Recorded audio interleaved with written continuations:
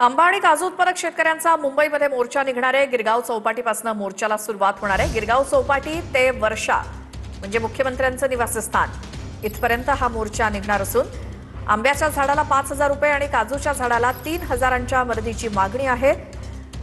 सरकारसोबतच्या बैठकीनंतर तोडगा निघालेला नाही असं राजू शेट्टी म्हणाले। आमचे प्रतिनिधी निवृत्ती बाबर तिथून आपल्या सोबत जोडले गेलेत। निवृत्ती, तिकडचे काय अपडेट?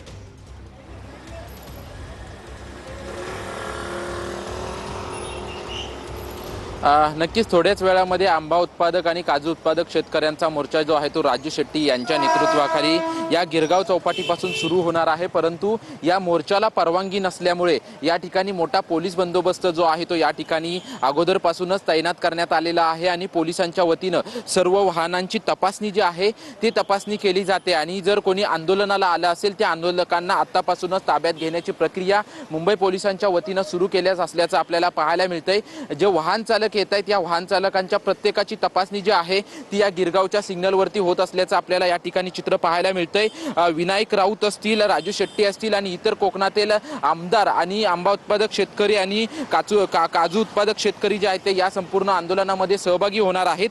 परंतु या आंदोलनाला जी आहे ती परवानगी नाहीये। गिरगाव ते मुख्यमंत्र्यांचं निवासस्थान असलेलं वर्षापर्यंत मोर्चा काढणार असल्याची घोषणा जी आहे ते राजू शेट्टी यांनी केली होती। परंतु परवानगी नसल्यामुळे जे आहे ते या ठिकाणी मोठा पोलीस बंदोबस्त जो आहे तो पोलीस बंदोबस्त तैनात करण्याचा आपल्याला पाहायला मिळतं आणि प्रत्येक गाडीची तपासणी जी आहे ती मुंबई पोलिसांच्या माध्यमातून केली जात असल्याचं आपल्याला पाहायला मिळते। जवळपास 3 वाजल्यापासून मोठ्या प्रमाणात कोकणातील शेतकरी आणि नेते जे आहेत ते या ठिकाणी जमायला सुरुवात होतील। परंतु त्या अगोदरच मुंबई पोलिसांच्या वतीनं योग्य ती खबरदारी जी आहे ती खबरदारी घेतली जाते आणि या ठिकाणी आपण पाहतोय की पोलिसांच्या वतीनं प्रत्येक सिग्नलवरती गाड्यांची वाहनांची तपासणी जी आहे ती तपासणी केली जाते आणि जे आंदोलनामध्ये सहभागी होण्यासाठी आले असतील त्यांना थेट मुंबई पोलिसांच्या माध्यमातून ताब्यात घेतले घेण्याची प्रक्रिया जी आहे ती मुंबई पोलिसांच्या माध्यमातून सुरू केलेली आहे। जे नेते सहभागी होणार आहेत ते नेते सहभागी झाल्यानंतर नक्की पोलिसांची भूमिका काय असेल आणि नेत्यांची भूमिका कशा पद्धतीने असेल हे पाहणं महत्त्वाचं असेल, कारण की प्रत्येक चौकामध्ये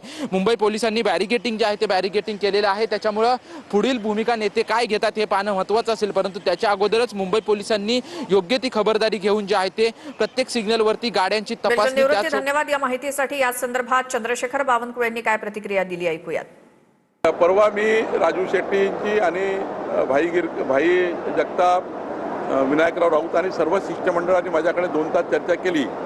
त्या चर्चेमध्ये त्यांचे 2-3 मुद्दे होते, त्यातले 3 मुद्दे मोठा बंदोबस्त सध्या या ठिकाणी तैनात करण्यात आलेला आहे। 2-3 गाड्या पोलिसांच्या या ठिकाणी मागवण्यात आलेल्या आहेत। महादेव जानकर या ठिकाणी पोहोचलेले आहेत, राजू शेट्टी पोहोचलेले आहेत। आपण त्यांच्याशी बातचीत करणार आहोत। तुम्हाला पण नोटीस आली आहे का पोलिसांची आणि मोर्चा संदर्भात काय भूमिका आहे तुमची?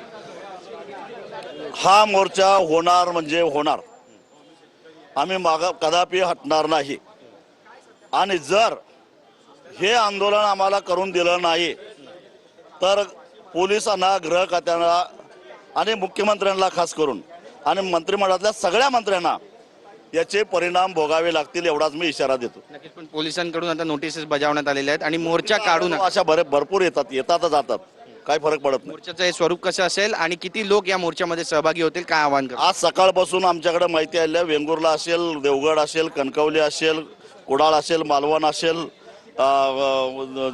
त्याचबरोबर देवगड असेल, कुणकेश्वर, इकडं रायगड, मुरबाड, पालघर, सगळ्या बाजूतून शेतकरी आले आहेत। पश्चिम महाराष्ट्रातून शेतकरी यायला लागलेले आहेत आणि त्यांना जागोजागी अशाच पद्धतीनं आडवाआडवी करायचा प्रयत्न करतायत। नक्कीच, पण मग तुमची भूमिका काय असणार, कारण टोल नाक्यावर पण त्यांना अडवलं जात आहे। त्यांना जरी अडवलं तरी आंदोलन हे होणारच। मी असं म्हणत नाही की पोलिसांच्या पेक्षा आमची ताकद जास्त आहे आणि हे काय युद्ध नव्हे, पण एवढंच सांगतो की पोलिसांनी जरा आपल्या आतल्या आवाजाला विचारावं।